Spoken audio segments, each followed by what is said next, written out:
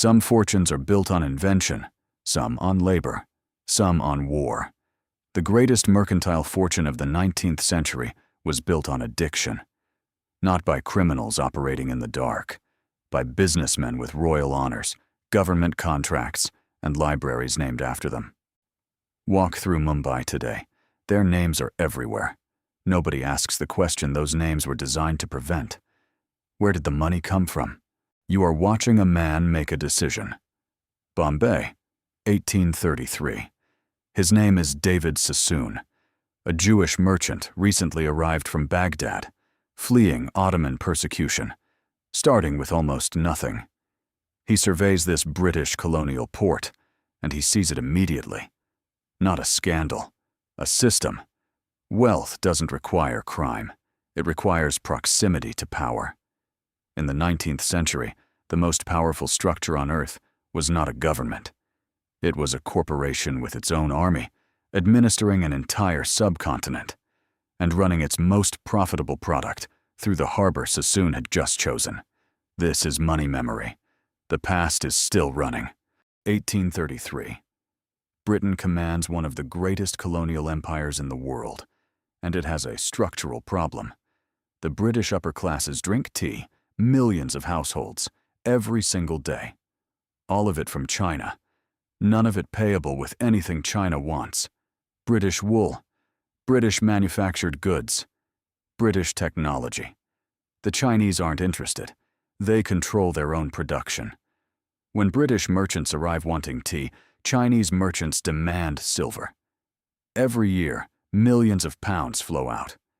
By the early 1800s, Britain is losing approximately 8 million pounds of silver annually.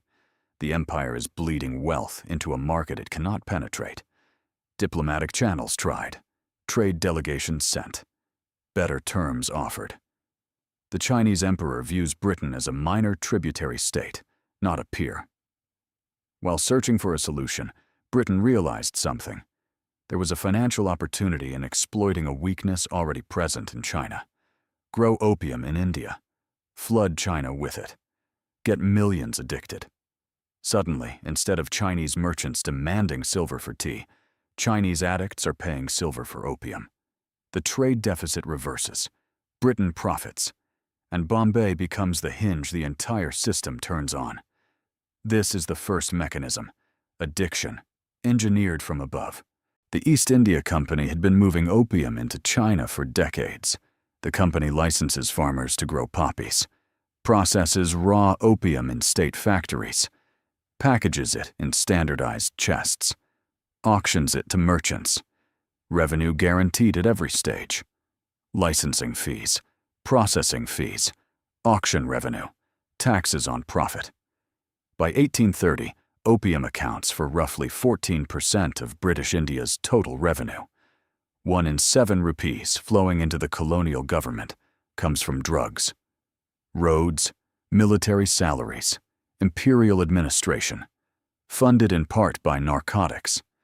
This is the scenario David Sassoon walks into, and he recognizes the opportunity immediately. He finances cultivation, providing loans to farmers so they grow poppies instead of food, owns the warehouses, builds a shipping fleet, runs the insurance on those ships, places agents in every port from Calcutta to Canton, men who speak the languages, navigate local authorities, move product without friction. By 1836, the network ships 30,000 chests annually. Each chest, over 120 pounds of refined opium. That's more than 1,600 metric tons, every year. One destination. This is the second mechanism, legitimacy through collaboration. Britain doesn't need partners who can merely trade. It needs partners who can trade and be trusted. Sassoon understands the distinction completely. He doesn't just profit from the system. He makes himself indispensable to it. When British officials need capital for colonial projects, the Sassoons provide it. When sensitive transactions require a non-government intermediary, the Sassoons step in. The British get distance from the dirty work. The Sassoons get protection, legal cover, and priority access to the most profitable market in the world. The numbers compound. By 1840, 40,000 chests annually. By 1850, 50,000. By the late 1850s, 59,000 chests. Over 3,500 metric tons flooding Chinese ports every year. Picture the arithmetic on the receiving end. Entire coastal cities collapse into addiction. Fathers disappear into dependency while children starve. Workers lose the ability to function. Shops close. Farms fail. Not because food is unavailable, but because labor and income are consumed by opium. Productivity craters. The silver china accumulated for centuries flows back out. Not gradually. Systematically. But here's the problem. The Chinese government watches their population disintegrate in real time, and in 1839, the emperor appoints Lin Zexu to stop it. Lin is incorruptible, methodical, dangerous. He arrives in Canton, surrounds the foreign warehouses, seizes 20,000 chests of opium, mixed with lime and salt, dissolved into the ocean, not stored, destroyed. Lin writes directly to Queen Victoria. One precise question: how can Britain justify selling to China a substance effectively prohibited in Britain itself? A reasonable question. The British response: war. Not because Lin violated a treaty, because he destroyed British assets. 16 warships against a coastal defense built for another century. The outcome was decided before it began. Treaty of Nanking, 1842. China pays 21 million silver dollars in reparations. Cedes Hong Kong, opens 5 ports, grants British citizens immunity from Chinese law. The word opium does not appear in the treaty. It doesn't need to.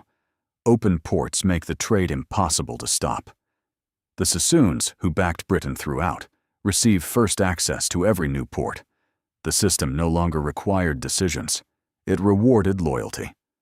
That's when the question stops being abstract and starts being structural. And if this sounds familiar, it should. The mechanism, state-sanctioned dependency converted into revenue, didn't end in the 19th century. It evolved. The American opioid crisis. Starting in the late 1990s, pharmaceutical companies with government approval flooded markets with OxyContin. Purdue Pharma knew the addiction profile. Internal studies confirmed it. They proceeded because the economics worked. The playbook is identical. Standardized product, distribution network, legal legitimacy, profit extracted before consequences arrive. The families behind it donated museum wings and university buildings. Their names went on galleries. Nobody asked where the money came from. The mechanism is identical, only the names change. But here is what every version of this mechanism produces downstream. By the 1880s, an estimated 10 to 15 million Chinese were addicted. A generation of labor, gone. Capital, drained. Political stability, corroded. The country that absorbed the addiction paid in decades, not in silver, in people. So what should you take away from this? Wealth built on extraction looks like philanthropy from the outside. Every library, every hospital, every dock, reputation as legitimation.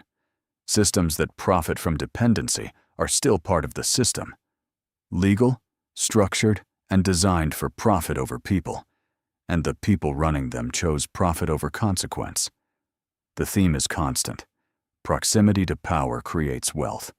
Understanding the mechanism is the only protection. Their names are still on the buildings.